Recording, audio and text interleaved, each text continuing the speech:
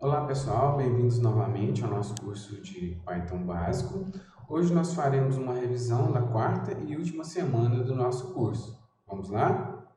Começando a nossa revisão, nós vimos nessa última semana que os tipos básicos eles armazenam um único valor e a gente em determinadas situações precisa agrupar elementos de dados. Nessas situações a gente vai utilizar coleções, os tipos de coleções do Python. Nós temos listas, tuplas, dicionários e conjuntos dentro desse tipo de coleções. Vamos ver um exemplo aqui da necessidade de utilizar uma coleção. Nesse código, nós temos um laço de repetição que pega o preço de vários produtos e depois ele me mostra a média desses preços. Mas se eu precisar de mostrar esses preços acima da média, como que eu faço?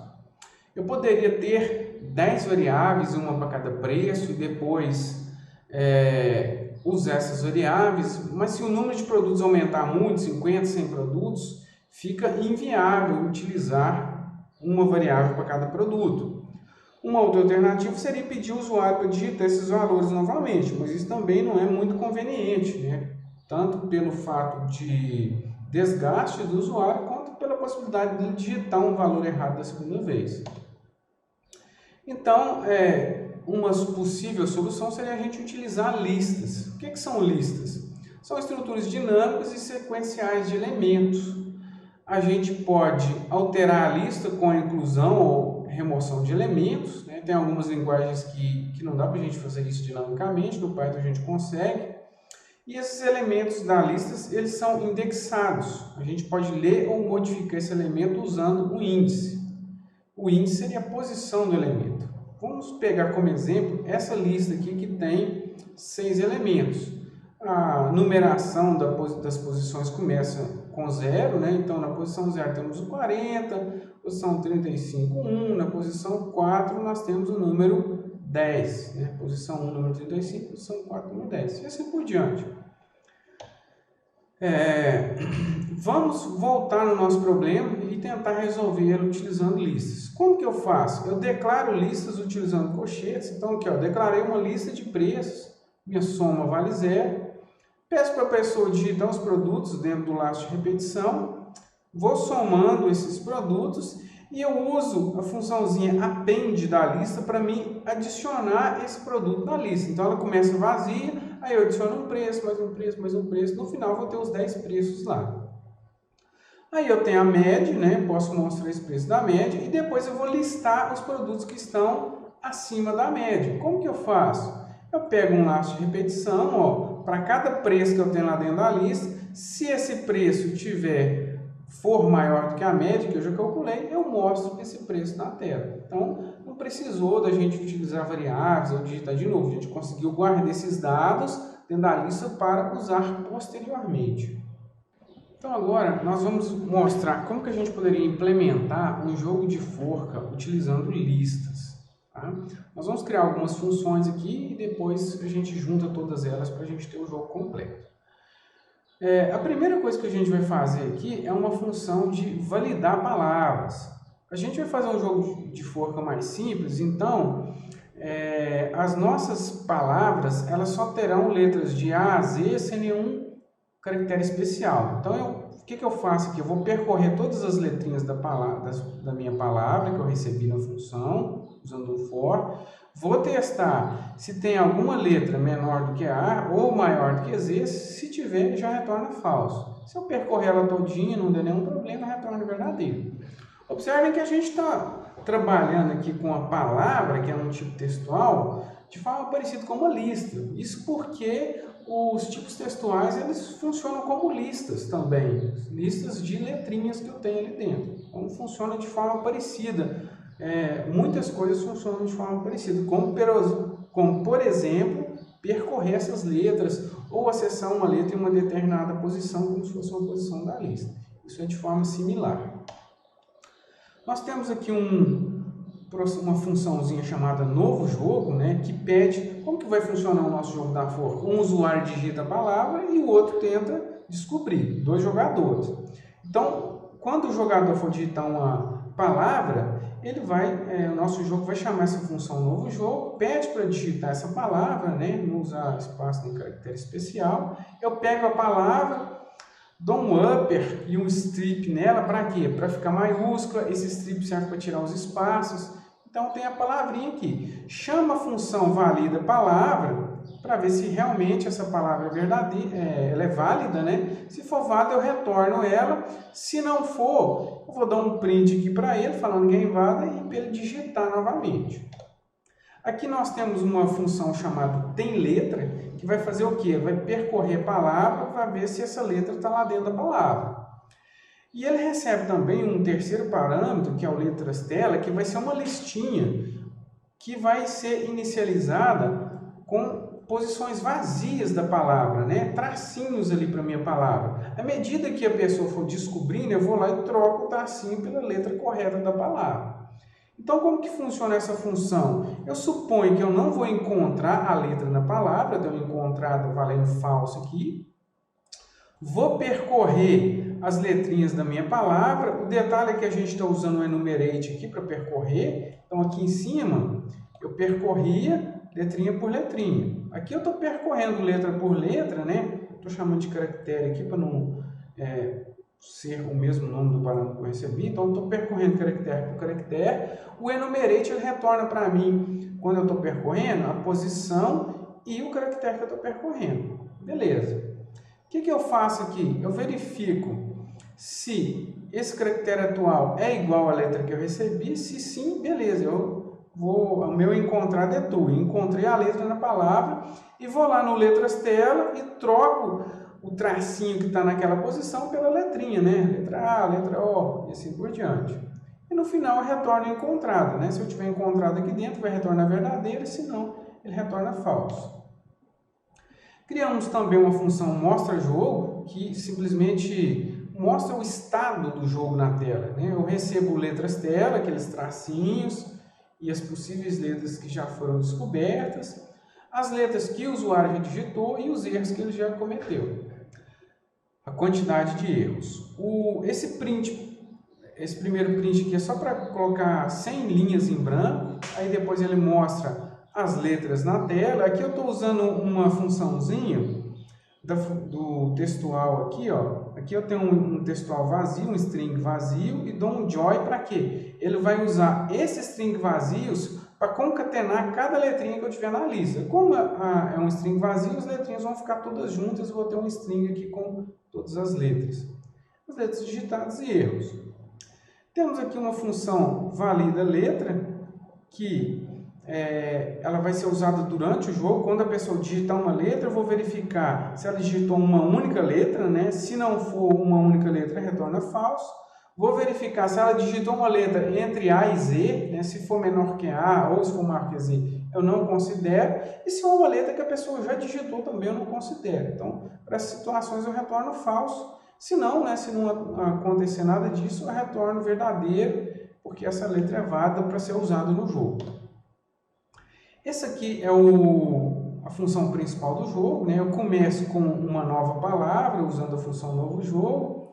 Aqui eu vou criar aquela variável letras tela. Tá vendo como que eu faço? Eu pego uma listinha com um único underline e multiplico pela quantidade de letras da palavra. Então, eu vou ter uma lista com N underlines aqui.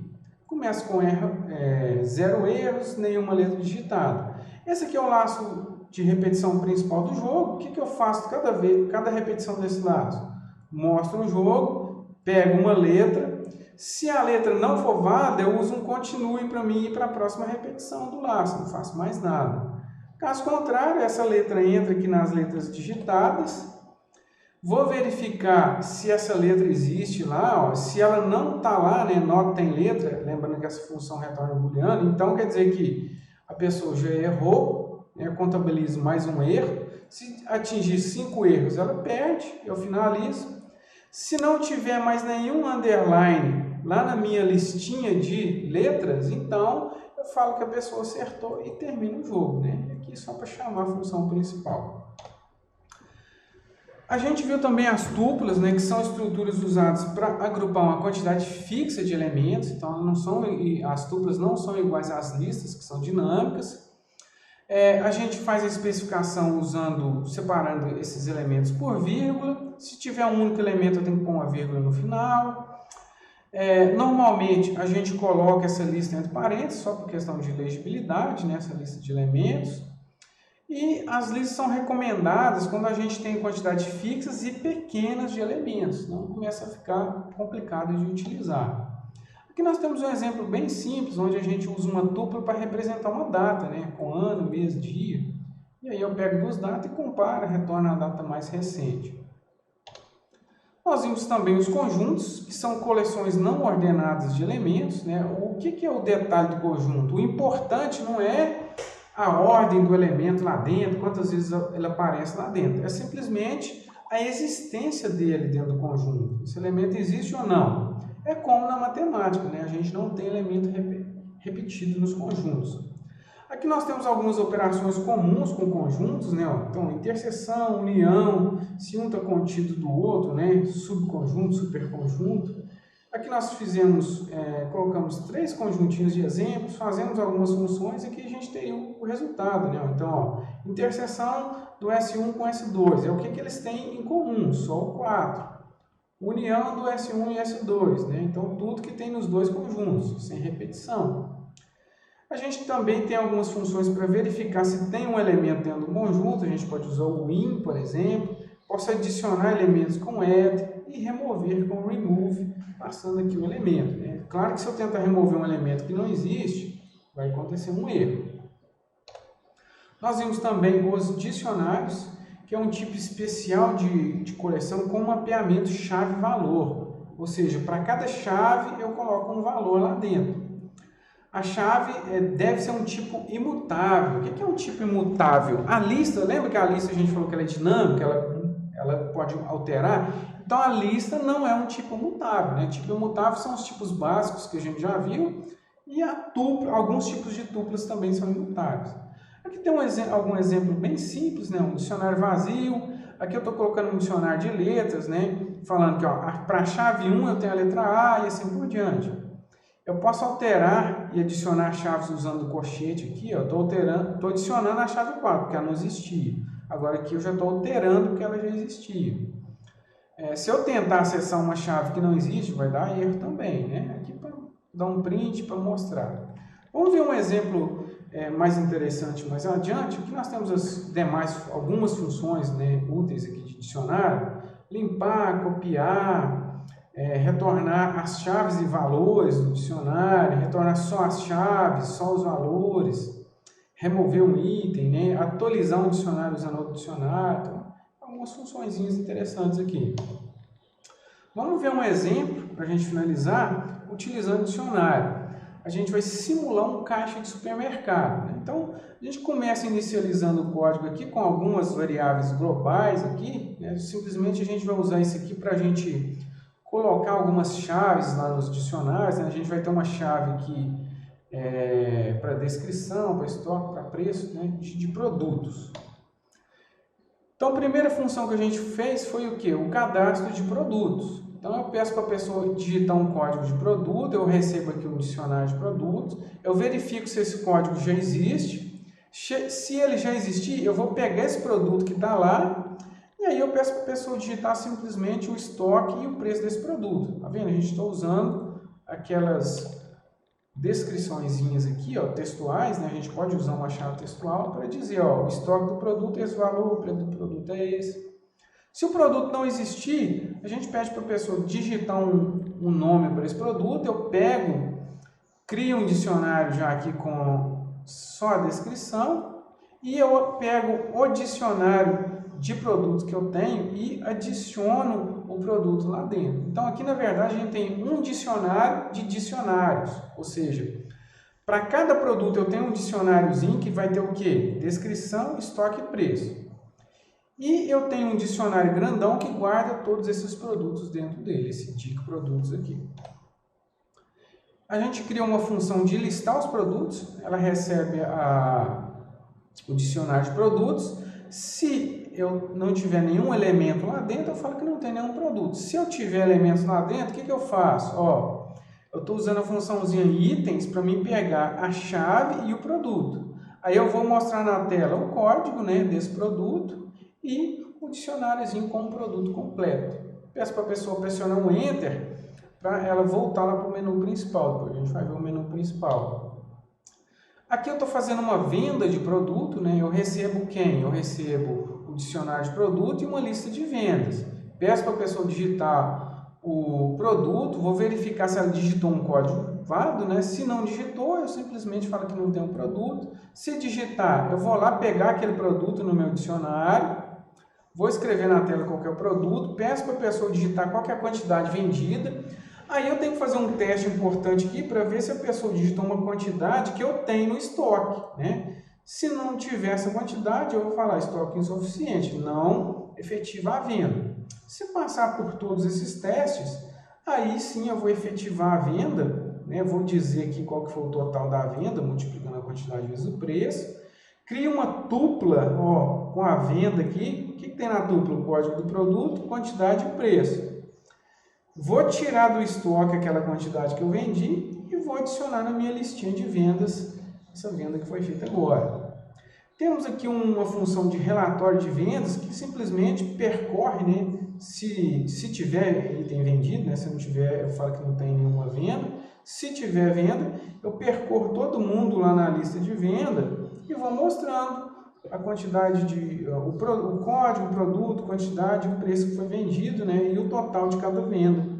E vou somando isso aqui tudo também para me mostrar um total geral. Observem que aqui no for, eu fiz um for pegando 3 elementos da lista de vendas. Isso porque quando a gente coloca uma venda, a gente cria uma tupla com 3 posições. Então, eu posso fazer esse for aqui que eu já pego todos os 3 elementos individuais da tupla. Aqui a gente tem um menu, só para mostrar para o usuário escolher uma opção, né? Eu pego a opção dele e retorno essa opção que ele escolheu. Aqui eu tenho a função principal, o que ela faz? Ó, quando eu inicializo, eu tenho uma lista de vendas vazias, um dicionário de produtos vazio, entra aqui no meu arte de repetição para me pegar a opção do usuário. Ó. Você, cadastro de produto, se for L, listar produtos, V, venda, o R, o relatório de vendas, e se ele escolher o S, eu dou um break, finalizo o arte de repetição e finalizo essa função. E aqui a gente está só chamando a função principal, certo? Então, é importante que vocês executem, né, implementem, executem esses exemplos que a gente passou para vocês para fixar o aprendizado e ver o funcionamento do código. Agora a gente chegou ao final do nosso curso, né? Novamente a gente frisa alguns pontos muito importantes aqui, né? A prática é uma atividade fundamental para esse bom aprendizado de programação. Qualquer linguagem de programação tem que praticar. Importante revisitar os problemas, os exercícios estudados, tentar resolvê-los por conta própria. Você pode aprofundar mais nas referências que a gente passou do livro, né? E aqui a gente recomenda que vocês busquem pelo constante aprimoramento profissional lá na plataforma Mais IFMG. Lá tem diversos outros cursos interessantes. Então, fica a nossa recomendação. Lembrando que para você obter o certificado do nosso curso, vocês vão ter que fazer uma avaliação final, né, que é um questionário de 10 perguntas, que está disponível lá na sala do nosso curso. Então é isso, pessoal. Foi um prazer estar com vocês e a gente finaliza o nosso curso. Até mais!